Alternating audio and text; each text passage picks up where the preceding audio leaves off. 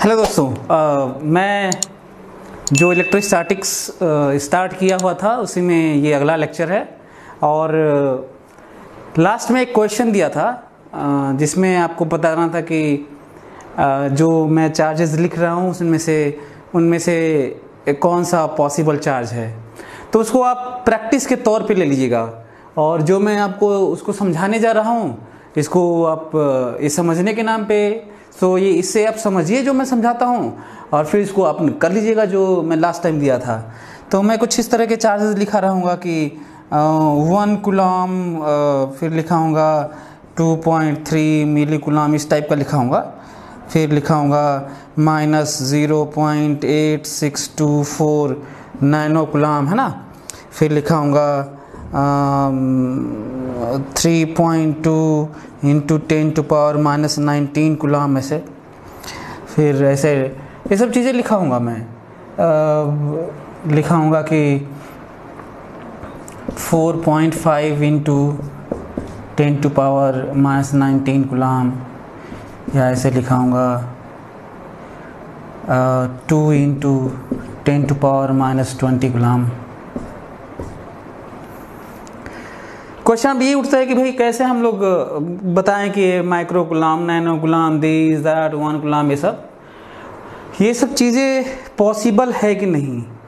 तो मैं आप लोगों को बताया था कि भाई एक ही इक्वेशन है जो क्वांटाइजेशन रूल से हम लोग देखते हैं, और वो है इंटीग्रल, जो एलिमेंट्री चार्ज जिसे बोलते हैं वो तो यही है, E है ना, E जो 1.6 इंटू 10⁻⁻19 कूलम होता है।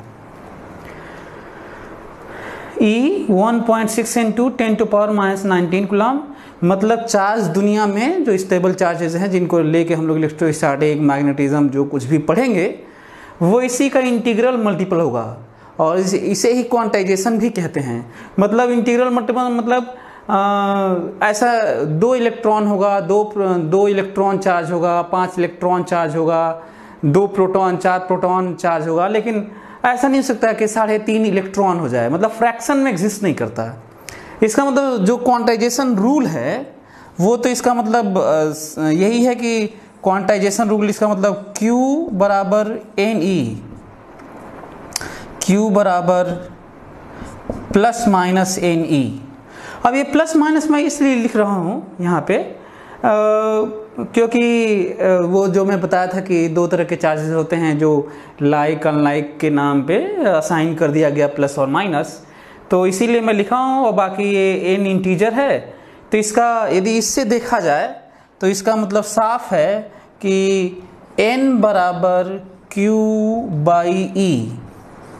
और साइन को ध्यान न रखें, साइन को छोड़ देते हैं, साइन के अनुसार तो प्लस माइनस दोनों पॉसिबल है, तो प्लस रहे चाहे माइनस रहे फर्क नहीं पड़ता। तो ये ध्यान मत दीजिएगा कि यहाँ पे प्लस लिख रहे हैं कि माइनस, हाँ मैग्नीट्यूड से मतलब है, मतलब इस मैग्नीट्यूड में इसमें डिवाइड किया जाए, बाकी प्लस माइनस जो भी आए कोई फर्क नहीं पड़ता, क्योंकि दोनों तरह के चार्ज होते हैं। तो यदि ये इंटीजर आता है, इसे इंटीजर होना चाहिए, यदि ये इंटीजर आता है तो चार्ज पॉसिबल है, यदि ये इंटीजर नहीं आता है तो चार्ज पॉसिबल नहीं है ना।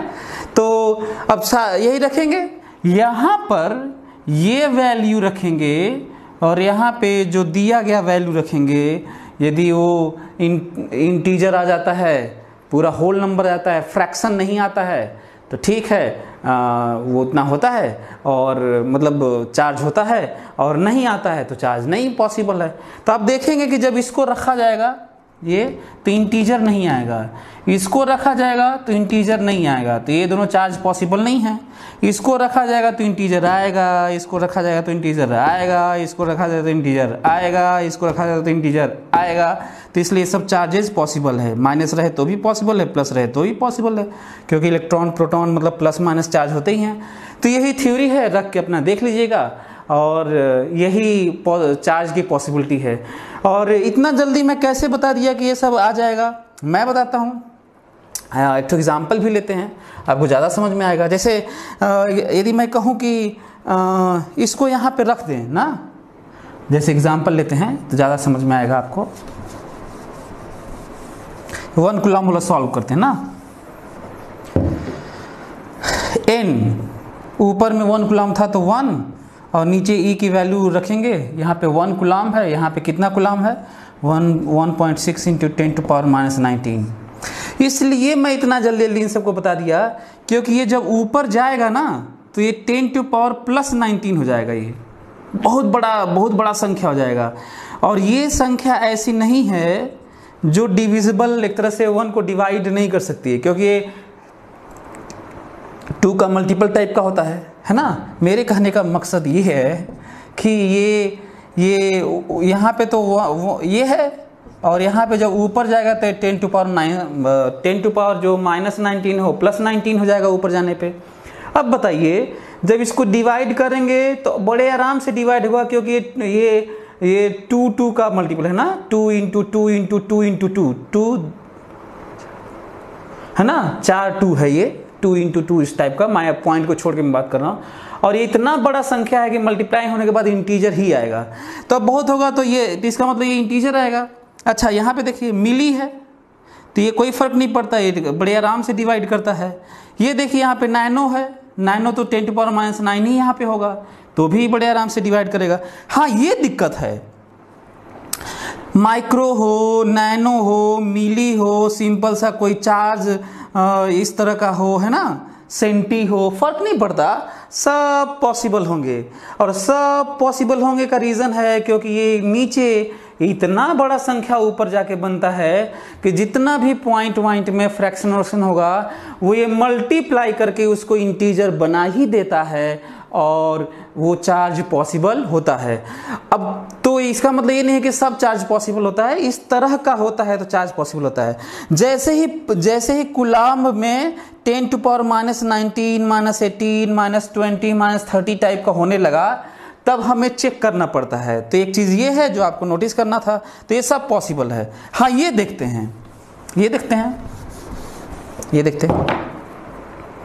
तो इसको देखते हैं कि ये पॉसिबल है कि नहीं। तो n बराबर चार्ज की वैल्यू है 3.2 इंटू 10⁻⁻19, ये यहाँ पे रखा हूँ और इसकी जगह है 1.6 इंटू 10⁻⁻19। पता चला कि ये 2 आएगा, मतलब 2 इलेक्ट्रॉन या 2 प्रोटॉन, 2 इलेक्ट्रॉन का चार्ज ये है, 2 इलेक्ट्रॉन का। तो 2 आया है, 3 आएगा, 5 आएगा, इंटीजर आया है तो है ना। लेकिन हाँ यदि इमेजिन करें कि इसको मैं चेक करूँ, इसको, है ना, तो इसको चेक करूँगा तो देखिए यहाँ पे हमें 4.5 लिखना होगा, ये वाला। अच्छा ये वाला कैंसिल, ये देखिए इंटीजर नहीं आ रहा है। यदि इंटीजर नहीं आ रहा है तो ये पॉसिबल नहीं है। ये वाला देखिए। अच्छा हाँ ये तो बिना किए बता सकते हैं। कैसे बिना किए बता सकते हैं? ऐसे बता सकते हैं कि 1.6 इंटू 10⁻⁻19 कूलम से कम चार्ज पॉसिबल नहीं है। इसका मतलब यदि पावर ऐसे इस टाइप का रहे -20 -22 -30 -40 इस तरह का, तब तो वो चार्ज पॉसिबल नहीं है क्योंकि इससे कम हो गया। तो आप रख के भी चेक कर सकते हैं हालांकि, लेकिन अब तो मैं बता ही दिया कि भाई कम है यहाँ पे तो वो पॉसिबल नहीं है। तो एक चीज़ और इन्फॉर्मेशन के तौर पे यदि मैं आपको बताऊं तो आपको कहूँगा कि भाई यदि किस तरह की चार्जेस पॉसिबल है तो देखिए ऐसे भाई चार्ज तो यदि छोटे स्केल का देखा जाए तो ऐसे होगा कि भाई 1e 2e 3e 4e and so on, मतलब इसी तरह के चार्ज पॉसिबल होंगे। हाँ बहुत होगा तो प्लस माइनस करेंगे, भाई 2 तरह के चार्ज होते हैं तो प्लस माइनस करेंगे। इसका मतलब ये हुआ कि 1e का मतलब 1.6 इंटू 10⁻⁻19, 2e का मतलब 2 का मल्टीप्लाई करना होगा इसमें 3.2 इंटू 10⁻⁻19, इसमें 3 का मल्टीप्लाई करोगा 3, तो इसका मतलब 4.8 इंटू 10⁻⁻19 कूलम, सब कूलम है। और 4e का मतलब 10⁻⁻19 कूलम, इसीलिए देखिए ये वाला पॉसिबल था। 5e का मतलब 8 इंटू 10⁻⁻19 कूलम। इसका मतलब ये है कि एक तो 10⁻⁻19 के साथ 1.6 रहेगा, 1.7 नहीं हो सकता, 1.8 नहीं हो सकता, 2 नहीं हो सकता, 3 नहीं हो सकता, 3.1 नहीं हो सकता, सीधा 1.6 के बाद 3.2 होगा, उनके बीच में अब कोई भी नंबर नहीं होगा, बगल में तो ये रहेगा ही। 3.2 के बाद 3.2 के बाद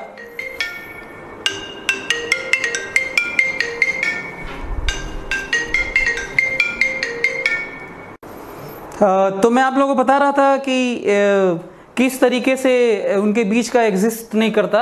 इसका मतलब 3.2 के बाद सीधा 4.8 इंटू 10⁻⁻19 आएगा। ऐसे बीच में कोई भी किसी भी तरह का चार्ज एग्जिस्ट नहीं करता। इसी तरह का तो ये क्वांटाइजेशन, ये डिस्क्रीटनेस है ना, इसी का क्वांटाइजेशन बोलते हैं। तो आप ये एग्जिस्ट करता है, ये करता है, ये करता है, इसी तरह की बातें हैं ना। तो एक तो ये पॉइंट है जो आपको जानना था। अच्छा, एक और पॉइंट जो आपको जानना चाहिए वो ये है कि 1 कूलम, ये कूलम में बात क्यों करते हैं? तो करने के तो इलेक्ट्रॉन के फॉर्म में भी कर सकते हैं, लेकिन कूलम में इसलिए बात करते हैं क्योंकि कूलम एक बड़ी यूनिट है। इलेक्ट्रॉन बहुत ही ज़्यादा, एलिमेंट्री जो चार्ज है इलेक्ट्रॉन की वैल्यू, तो वो 1.6 इंटू 10⁻⁻19 कूलम, इतना बहुत ही कम है।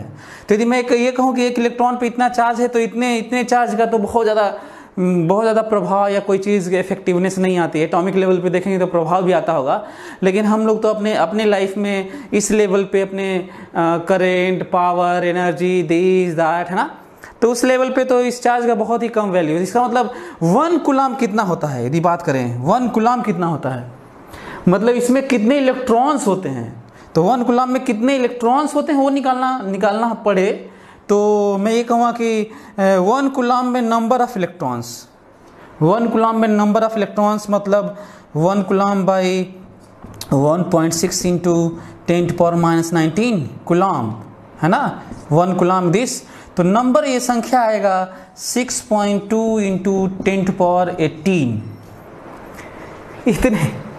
इतने इलेक्ट्रॉन्स होते हैं, है ना। तो इसका मतलब मैं आपको यही बताना चाह रहा था कि इतने नंबर ऑफ इलेक्ट्रॉन्स मिलते हैं, इतने इलेक्ट्रॉन्स या इतने प्रोटॉन्स, तब जाके 1 कूलम चार्ज होता है। यदि इलेक्ट्रॉन मिलेंगे, इतने नंबर ऑफ इलेक्ट्रॉन्स इकट्ठे होंगे, इतने नंबर्स, कितना बड़ा नंबर है ये, तो -1 इलेक्ट्रॉन होगा।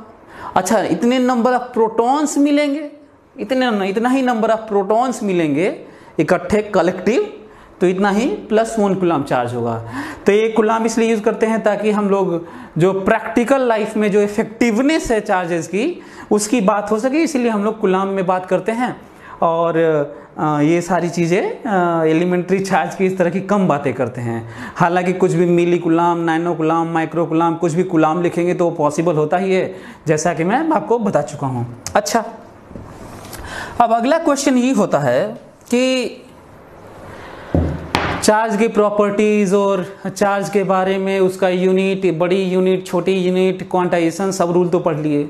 अब क्वेश्चन उठता है कि भाई जो चार्जेस हैं, जो रियल लाइफ में जिनको यूज़ करके सब कुछ, bulb, fan, fridge, electricity, magnetism, iron, heating, this that, जितने भी आप देख रहे होंगे, इलेक्ट्रिक मोटर्स, मतलब जहाँ देखिए वहीं पे इसका यूज़ है, जिसके लिए हम लोग डिटेल में पढ़ना भी चाहिए। तो मैं अब क्वेश्चन ये उठता है कि भाई चार्जिंग करें कैसे? सारा चीज़ तो न्यूट्रल लिखता है, लकड़ी, ये सब चीज़ें न्यूट्रल, आखिर ये चार्जिंग होगी कैसे? सो चार्जिंग मतलब किस तरह से हम लोग चार्ज करते हैं, मतलब किसी बॉडी को चार्जिंग की बात करें, charging of body, charging of body, तो इसको कई तरीके से हम लोग चार्ज कर सकते हैं किसी भी बॉडी को, है ना। तो क्या क्या प्रोसेस है उसकी बात कर लेता हूँ। तो फ्रिक्शन से कर सकते हैं, दूसरा कंडक्शन से कर सकते हैं, तीसरा इंडक्शन से कर सकते हैं, ये हीटिंग से कर सकते हैं, रेडिएशन से कर सकते हैं, और भी पॉसिबिलिटीज़ होंगी, तो ठीक है। ये मेनली यही सब चीज़ें हैं, तो मैं आपको बता देता हूँ। फ्रिक्शन मतलब ये कि आखिर फ्रिक्शन से कैसे करेंगे, फ्रिक्शन चार्जिंग। तो आप देखिए ऐसे करेंगे तो हो सकता है कि इसमें से इसमें इलेक्ट्रॉन ट्रांसफ़र हो जाए, है ना। चाहे सिल्क क्लॉथ और ग्लास रॉड लेके, जैसे मान लीजिए सिल्क क्लॉथ है, ये रॉड है और ये क्लॉथ मान लेते हैं, तो ऐसे करेंगे तो ग्लास रॉड से इलेक्ट्रॉन जो लूजली बाउंडेड होते हैं आउटर मोस्ट शेल में, तो वो इसके साथ चले जाते हैं, है ना। और इसीलिए ये जो स्ट्रॉज खींचते हैं इसकी चार्जिंग हो जाती है, ठीक है। तो पहले ये जो रॉड है इसको ग्लास रॉड मान लेते हैं, इसे सिल्क क्लॉथ या एम्बर ऐसे। तो जब हम लोग फ्रिक्शन ऐसे जब रब करते हैं, रबिंग उसे, तो जब ये ऐसे करेंगे तो एक बॉडी से दूसरे बॉडी में इलेक्ट्रॉन ट्रांसफ़र हो जाते हैं। तो जब एक बॉडी से दूसरे बॉडी में इलेक्ट्रॉन ट्रांसफ़र हो जाएंगे, तो जहाँ पे बॉडी दोनों न्यूट्रल थी, न्यूट्रल इसलिए थी क्योंकि जितने पॉजिटिव चार्जेस थे प्रोटॉन के रूप में, उतने ही नंबर ऑफ इलेक्ट्रॉन्स नेगेटिव के रूप में थे। दोनों पे बराबर चार्ज होता है और नेट ज़ीरो होता है। उसी तरह से दूसरे वाली बॉडी पे है जाए, लेकिन जैसे ही रब करते हैं तो एक बॉडी से दूसरे बॉडी में इलेक्ट्रॉन ट्रांसफ़र होते हैं, तो जिसमें ट्रांसफ़र होते हैं वो उस पर नेट निगेटिव चार्ज होता है, क्योंकि इलेक्ट्रॉन की संख्या प्रोटॉन से ज़्यादा हो जाती है तो नेट निगेटिव हो गया। अच्छा, उसे कहते हैं इलेक्ट्रॉन रिच बॉडी।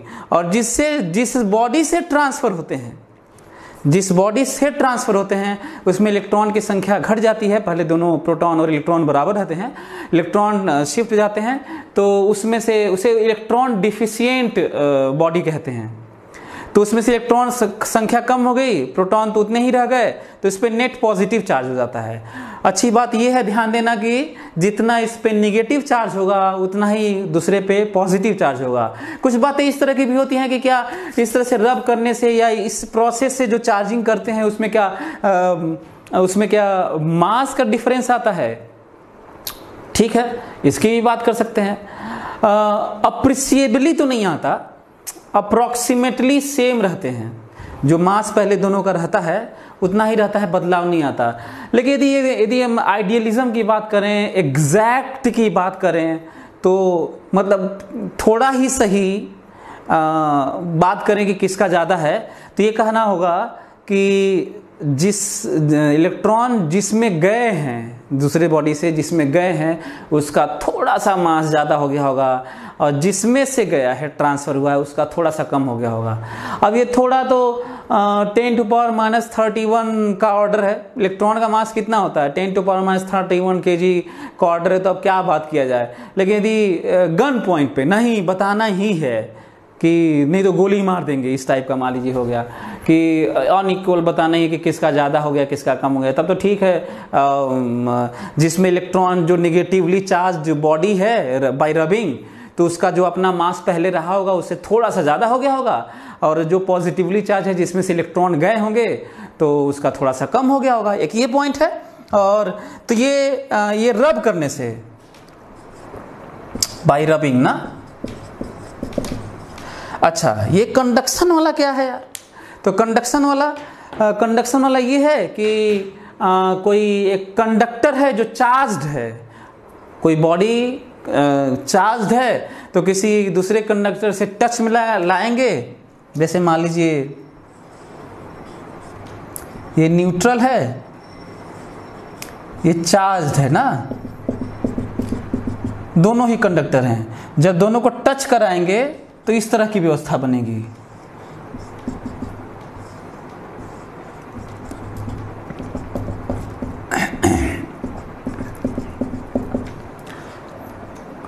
देखिए,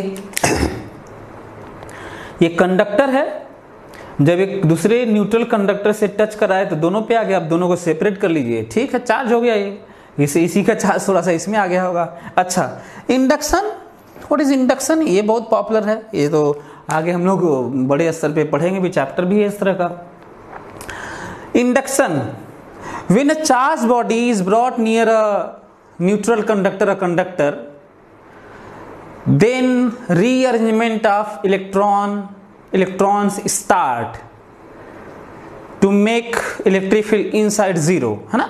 इंडक्शन इसे कहते हैं, the process of rearranging of electron when a charged body is brought near a conductor, this process is known as induction. और ये ऐसा हो जाएगा तो पीछे से हम लोग अर्थिंग करा के उस बॉडी को चार्ज कर सकते हैं। तो यदि आपको ये दोनों समझ में आ गया तो इसको फिर देखते हैं इंडक्शन क्या होता है। इंडक्शन, तो इंडक्शन का मतलब ये है कि जैसे ऐसे देखिए,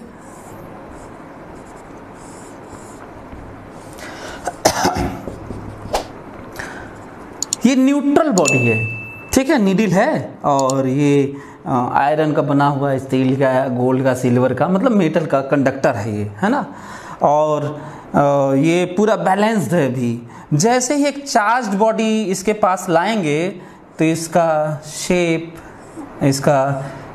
मतलब अरेंजमेंट इसका ये ऐसे हो जाएगा।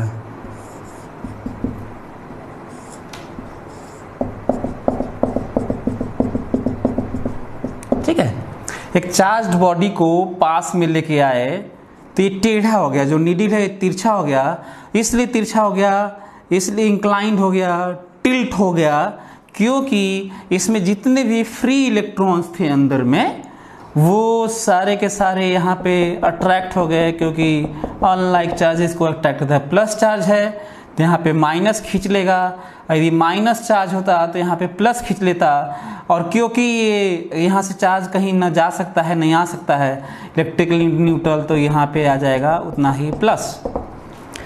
क्यों मैं यहाँ पे माइनस प्लस कर रहा हूँ?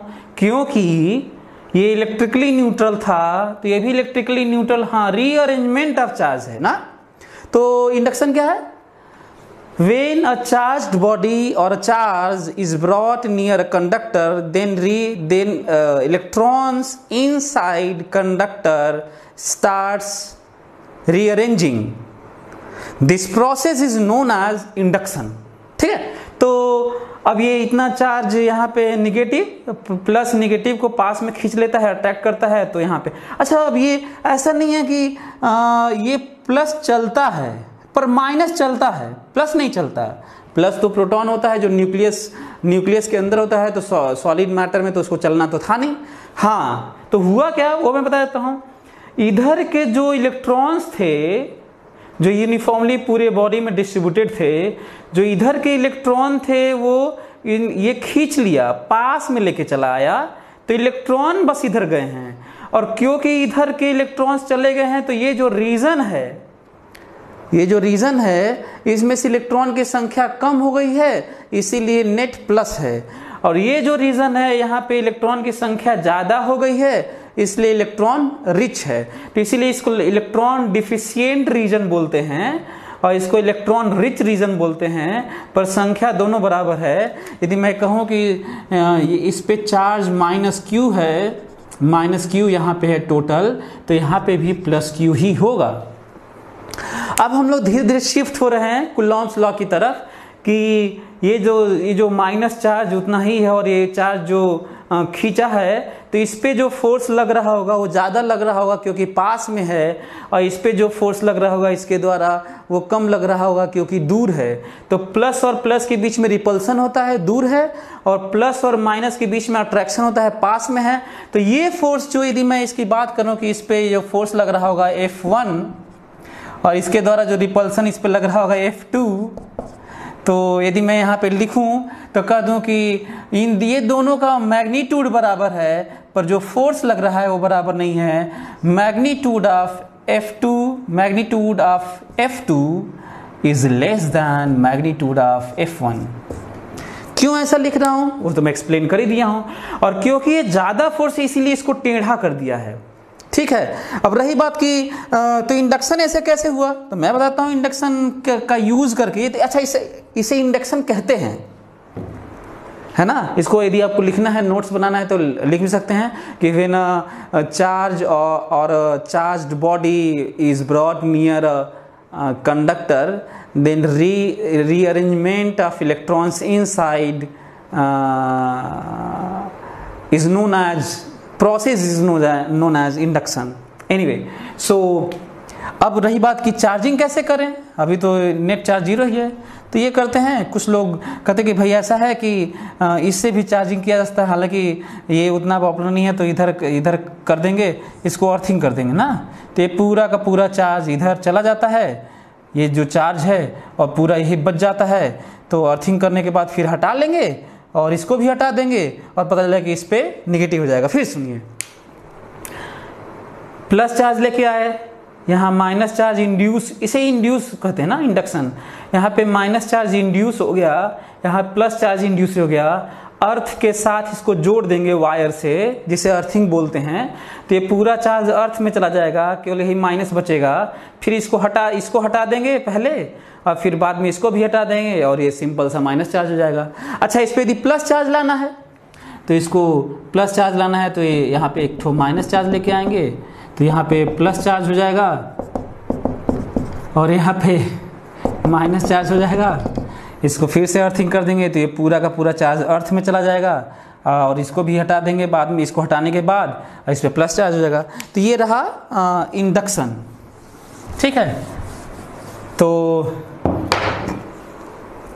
अब रही बात हीटिंग की।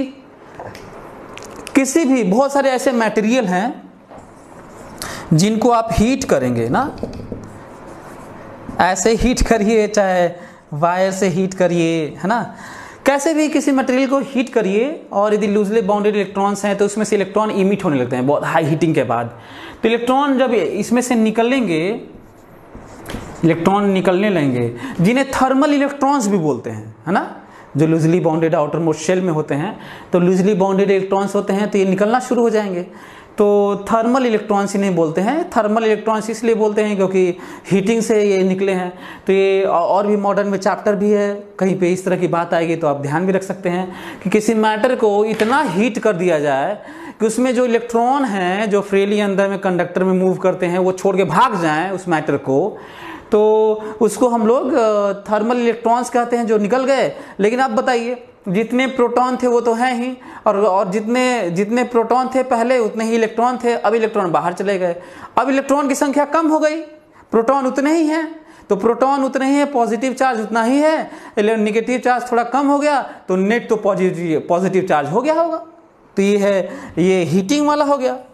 अच्छा, रेडिएशन वाला भी आप देखेंगे कि कोर्स में, मॉडर्न फिजिक्स में और बहुत सारे जगह इस तरह की बात भी होगी। किसी मेटल पे, मैटर पे, कंडक्टर पे यदि आप इलेक्ट्रोमैग्नेटिक वेव इंसिडेंट कराएं, एक्सरे, अल्ट्रावायलेट रेज, है ना, बहुत सारे ऐसे हैं, गामा रेज, है ना, ऐसे चाहे हो सकता है विजिबल रेंज का ही हो, लाइट इंसिडेंट कराएं, सनलाइट जो फोटो इलेक्ट्रिक इफेक्ट में आपको देखने को भी मिलता है, तो पता लगा कि रेडिएशन फॉल कराएं किसी बॉडी पर, किसी मैटर पर रेडिएशन फॉल कराएं, तो पता लगा कि इलेक्ट्रॉन निकल भागने लगते हैं इसमें से। अब बताइए, इस मैटर से रेडिएशन फॉल मतलब लाइट इलेक्ट्रोमैग्नेटिक वेव, लाइट जो लाइट होती है वो इस पे फॉल कराए तो इलेक्ट्रॉन निकल के भाग गए। फिर वही बात आ गई, पहले इलेक्ट्रिकली न्यूट्रल था ये, जितने प्रोटॉन थे उतने ही इलेक्ट्रॉन थे, हर एटम में यही होते भी हैं, एटम से मिलकर ये बना हुआ है। अब इलेक्ट्रॉन निकल गए, प्रोटॉन तो जाता नहीं क्योंकि न्यूक्लियस में फिक्स होता है वो। अब बताइए, पहले तो जितने प्रोटॉन थे उतने ही इलेक्ट्रॉन थे, अब इलेक्ट्रॉन की संख्या कम हो गई, नेट क्या हुआ होगा, तो ये पॉजिटिवली चार्ज हो गया होगा। तो ये रहा चार्ज होने के तरीके, चार्जिंग के तरीके। और रही बात कि अब इन चार्जेस का जो हम लोग चार्जिंग कर चुके हैं, इनके बीच में जो इंटरैक्शन का लेवल है ना, कि अब ये इंटरैक्ट कैसे करते हैं, धीरे धीरे हम लोग ग्रेजुअली शिफ्ट हो रहे हैं कूलॉम्स लॉ की तरफ, है ना। तो आखिर इनके बीच में जो फोर्सेस लग रहे हैं ना, बाकी तो फील्ड और ये सब चीज़ पढ़ेंगे। तो अब बात आती है कि फोर्स ऑफ इंटरैक्शन, दो चार्जेस के बीच में फोर्स ऑफ इंटरैक्शन क्या होता है। तो अब पढ़ते हैं Coulomb's law.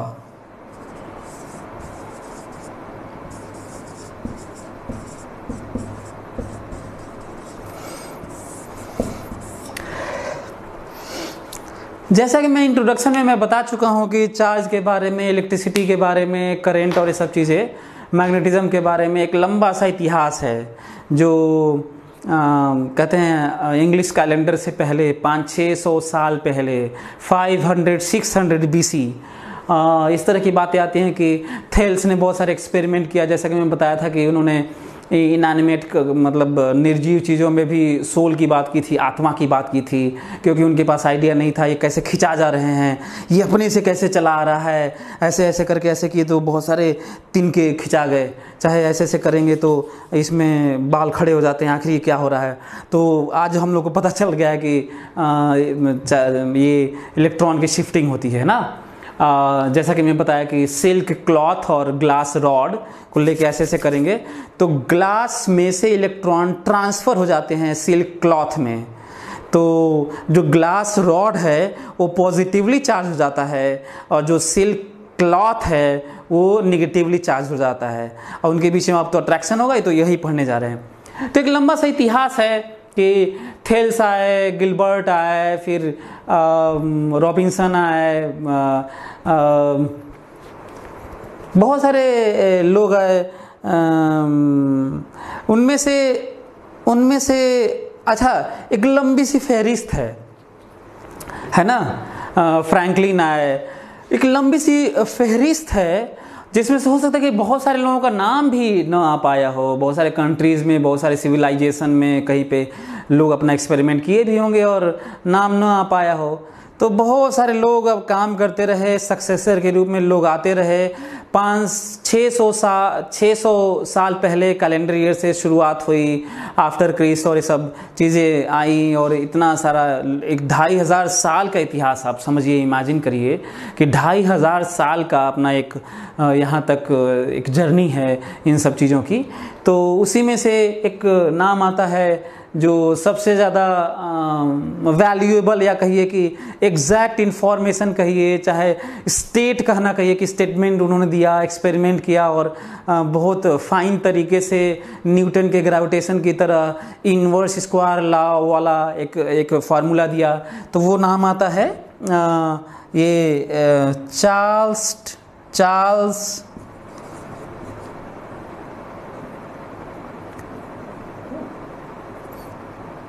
Augustine D Coulomb, है ना।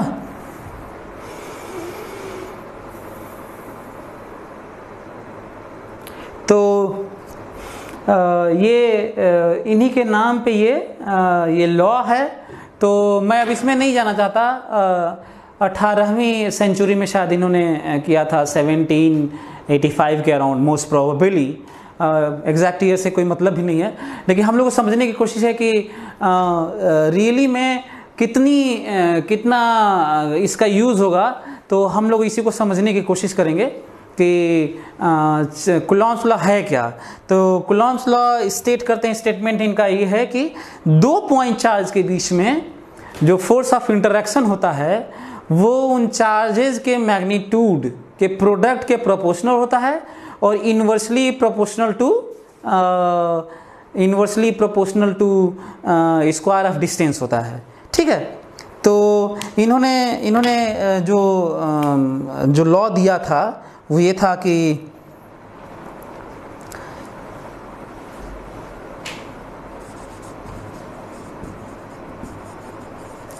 magnitude of force between 2 point charges is directly proportional to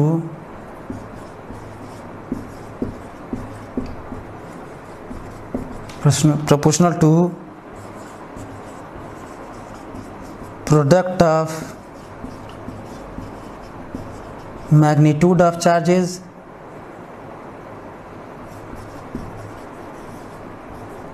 and inversely proportional to square of distance between them. मैं लिख दिया, यदि आपको नोट बनाना है तो आप लिख भी सकते हैं।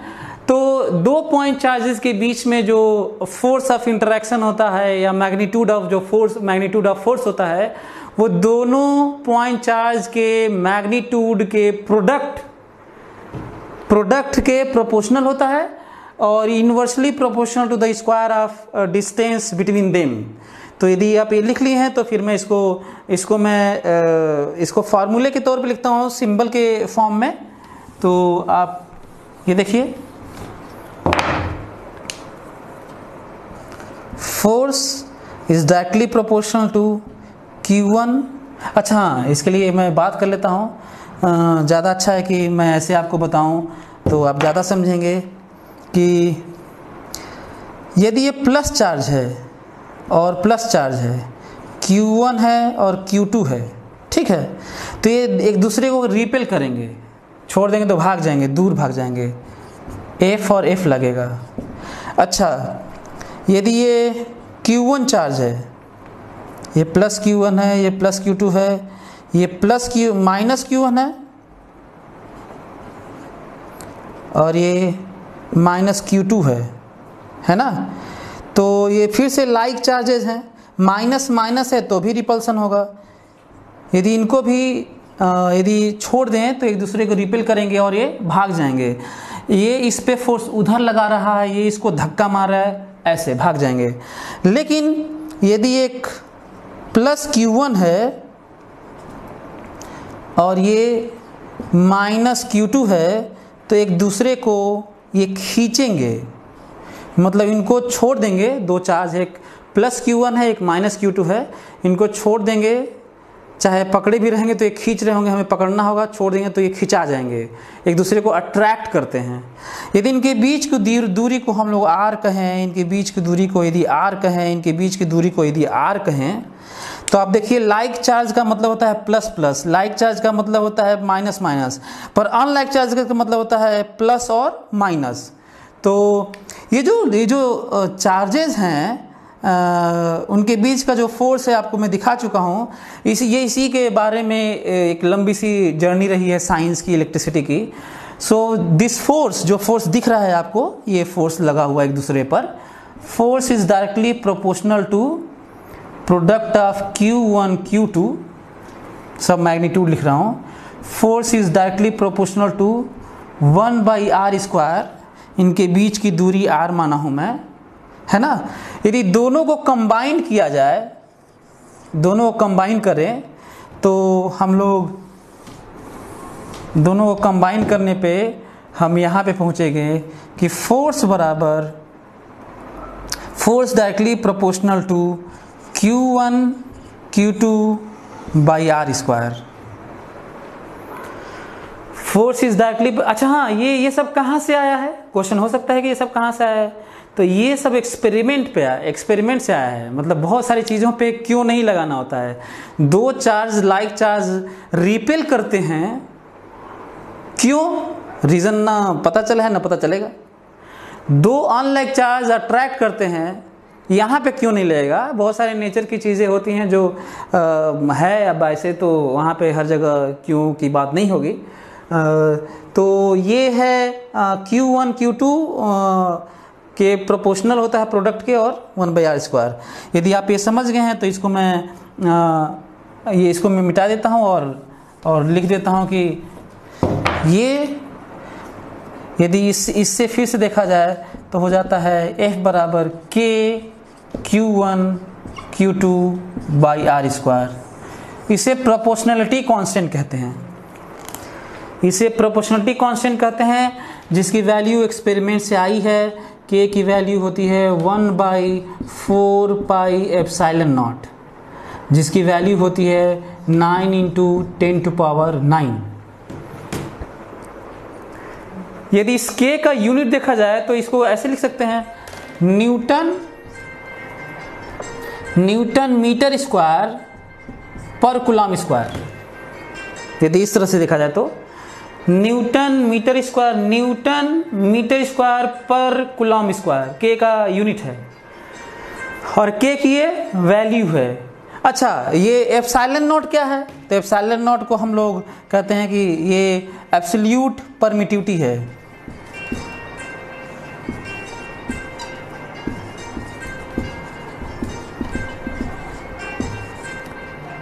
ऑफ मीडियम या एब्सोल्यूट परमिटिविटी या अच्छा एब्सोल्यूट परमिटिविटी कहिए चाहे परमिटिविटी ऑफ वैक्यूम कहिए, है ना। परमिटिविटी ऑफ वैक्यूम भी कह सकते हैं, परमिटिविटी ऑफ फ्री स्पेस कह सकते हैं और एब्सोल्यूट परमिटिविटी कह सकते हैं, सब एक ही बात है। तो एक तो ये पॉइंट है जो आपको जानना था। अच्छा हाँ, कुछ चीज़ें और बात कर लेते हैं। जब 2 पॉइंट चार्ज के बीच में जो फोर्सेस लगते हैं, इंपॉर्टेंट पॉइंट, 2 पॉइंट चार्ज के बीच में जो फोर्सेस लगते हैं वो चार्जेस के मैग्नीट्यूड के प्रोडक्ट के प्रोपोर्शनल होते हैं, उनके बीच के डिस्टेंस के inversely proportional to square of distance होता है। लेकिन लगते किधर है वो समझने वाली बात है। दोनों पॉइंट चार्ज के लाइन ज्वाइनिंग के अलॉन्ग लिखते हैं, मतलब या तो 2 पॉइंट चार्ज ऐसे है तो या तो रिपल्सन होगा तो ऐसे होगा, अट्रैक्शन होगा तो ऐसे होगा, एक दूसरे को खींचेंगे ऐसे। ऐसा नहीं हो सकता कि ये इस पे इधर लगा दे, ये इस पे इधर लगा दे, है ना। लाइन ज्वाइनिंग के लॉन्ग, मतलब ये जो लाइन ज्वाइन हो रहा है दोनों चार्ज का उसी के लॉन्ग। तो रिपल्सन होगा तो अवे होगा और अट्रैक्शन होगा तो उसी लाइन ज्वाइनिंग के लिए की तरफ होगा। तो एक ये पॉइंट है। एक और चीज़ ध्यान देने वाली है बात, ये जो चार्ज, ये जो इस पे फोर्स लग रहा है F, ये लग इस पे रहा है और लगाने वाला ये है, और इस पे जो फोर्स ये लग रहा है लगाने वाला ये है। जैसे यहाँ पे मैं कहूँ कि Q1 पे जो फोर्स लग रहा है इधर, Q1 पे वो फोर्स इधर लग रहा है तो इस पे लग रहा है, ये इस Q1 पे लग रहा है, और लगाने वाला ये है Q2 खींच रहा है इसको, और इस पे जो फोर्स दिखाया गया है लग रहा है Q2 पर, इधर की तरफ खिंचाओ, इधर इधर, और लगाने वाला Q1 है, Q1 खींच रहा है उसको। तो एक तो ये पॉइंट है जो आपको देखना था। और रही बात ये परमिटिविटी के बारे में जानने की कि ये चीज़ क्या है, तो उसके लिए भी बात कर लेते हैं कि ये क्या है। तो ये तो कुलॉम्स लॉ का अपना एक वैल्यू है, ये जो हम लोग देख लिए हैं, जिसमें हम लोग इसको वैल्यू रख रख के हम लोग कैलकुलेट भी कर सकते हैं जहाँ पे ये वैल्यू रखना है। अब रही बात इसके वैल्यू की, तो ये जो परमिटिविटी है ना, यहाँ पे यदि मैं इसको फिर से पूरे के की वैल्यू रख के लिखें तो ये कहा जाएगा कि जो फोर्स 2 पॉइंट चार्ज के बीच में फोर्स होता है वो होता है Q1 Q2 by 4 pi epsilon not R square. अब क्वेश्चन ये उठता है कि यदि वैक्यूम ना हो, एब्सोल्यूट परमिटिविटी यहाँ पे ना हो, स्पेस फ्री ना हो, सब एक ही बात है, यदि एयर हो, वाटर हो, हाइड्रोजन गैस हो, कुछ और हो, तब हम क्या करें यहाँ पे। तो ठीक है, यहाँ पे परमिटिविटी उसका रखेंगे। तो यदि जनरल बात करेंगे तब तो यहाँ पे कहेंगे कि भाई यहाँ पे परमिटिविटी होगा, एब्सोल्यूट परमिटिविटी नहीं होगा। एब्सोल्यूट परमिटिविटी तो तब होगा जब एब्सोल्यूट स्पेस होगा, वैक्यूम होगा, फ्री स्पेस होगा, तो उसकी परमिटिविटी होती है। अब एक क्वेश्चन उठता है कि परमिटिविटी क्या होती है। अब ये बहुत कम बुक वाले लिखे हैं, पता नहीं क्यों नहीं लिखे हैं परमिटिविटी के बारे में, हालांकि बहुत ज़्यादा रिसर्च और इस तरह करने की ज़रूरत भी नहीं है, अब है तो। सो परमिटिविटी और परमिएबिलिटी ये दोनों स्पेस की कैरेक्टरिस्टिक्स होती हैं। तो परमिटिविटी इससे देखने से साफ लग रहा है कि permittivity provides resistance to propagate electric field inside medium or anything space. More permittivity, less force, less propagation of field to apply forces on other charges। देखने से साफ लग रहा है क्योंकि यूनिवर्सली है ना, नीचे है ना, इसलिए। तो परमिटिविटी क्या है? Permittivity is a characteristics of permittivity and permeability are characteristics of space और मीडियम। और जो परमिएबिलिटी हम लोग मैग्नेटिज्म में पढ़ते हैं, म्यू नॉट होता है, म्यू होता है। और यहाँ पे तो परमिटिविटी क्या है? Permittivity is characteristic of medium which provides या which resist to propagate electric field inside medium to apply forces on other charges in space. तो देखने से लग रहा है, तो एक तो ये पॉइंट है जो आप लोगों को जानना चाहिए। कंफ्यूज भी नहीं होना चाहिए रिलेटिव परमिटिविटी से और परमिटिविटी से। यदि कहा जाए कि इसका यूनिट क्या है, यूनिट ऑफ एप्सिलॉन नॉट और एप्सिलॉन, तो देखिए तब ऐसे कर लेते हैं, इसको इधर कर लेते हैं, इसको इधर कर लेते हैं, तो लग रहा है कि कूलॉम स्क्वायर इसको इधर कर लेते हैं, इसको इधर, कूलॉम स्क्वायर पर न्यूटन मीटर स्क्वायर। इसकी वैल्यू भी आप लोग देख सकते हैं कि इसकी वैल्यू यहाँ से कैलकुलेट किया जा सकता है। यहाँ से एप्सिलॉन नॉट को इधर कर दी, इधर इसकी वैल्यू इधर कर लीजिए, है ना। मैं ये कर रहा हूँ कि यदि यहाँ पे कैलकुलेट किया जाए तो एप्सिलॉन नॉट कितना हुआ, इसको इधर कर लेते हैं, इसको इधर कर लेते हैं, तो वैल्यू आ गई 4 pi into 9 into 10⁹ permittivity, absolute permittivity का वैल्यू है, यूनिट तो ये है ही। तो इसकी वैल्यू हो गई कितनी, यदि इसको कैलकुलेट करेंगे तो पता नहीं 8.85 या ऐसे कुछ आता है इंटू 10⁻⁻12 दिस मच। देख लीजिएगा इसकी वैल्यू 8.886 आता है या 13 ऐसे कुछ आता है वह।